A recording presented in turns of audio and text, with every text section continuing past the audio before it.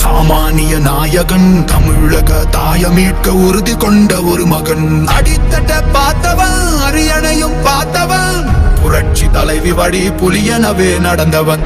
ஏழ வாழ வாழ வைக்க சீறி வந்த திருமகன், ஏறு கலப்ப புடிச்சு மேல ஏறி வந்த தலைமகன். ஏழ வாழ வாழ வைக்க சீறி வந்த திருமகன், ஏறு கலப்ப புடிச்சு மேல ஏறி வந்த தலைமகன்.